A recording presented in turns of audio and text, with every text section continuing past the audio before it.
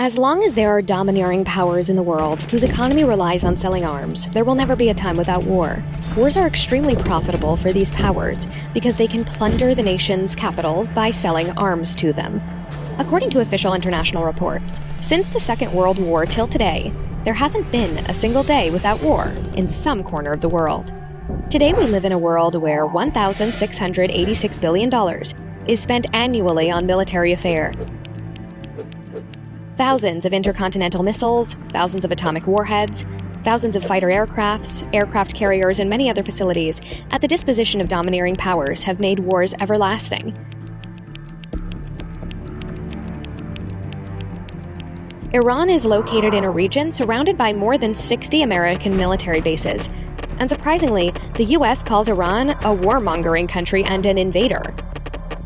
Iran is neighbored by countries that annually buy billions of dollars worth of armaments from American corporations and others. During recent years, these governments, compared with other countries, have devoted the highest percentage of their gross national product towards their military budget.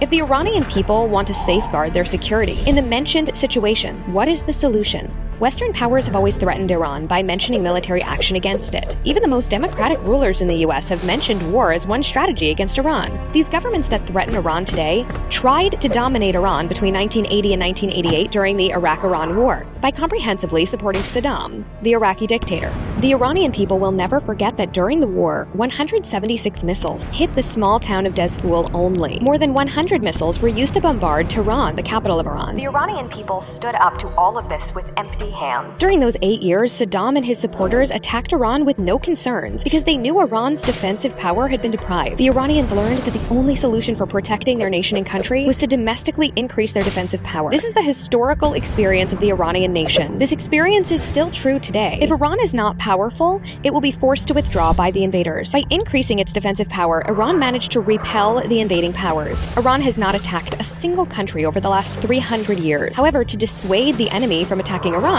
naturally improves its power to dissuade rebel attacks, so that the bitter experience of the 8-year war is not repeated. One of the main reasons for Iran's missile power advancement is to be able to give the firmest response in the shortest time to adversary governments or military bases in its region. Missile power basically increases Iran's deterrence power. It is normal that the enemies of Iran are angry with Iran for its sovereignty. They engage in every possible measure to disarm Iran. Iran has never intended and will never intend to invade another country. Nevertheless, in order to defend its nation and country, it equips itself.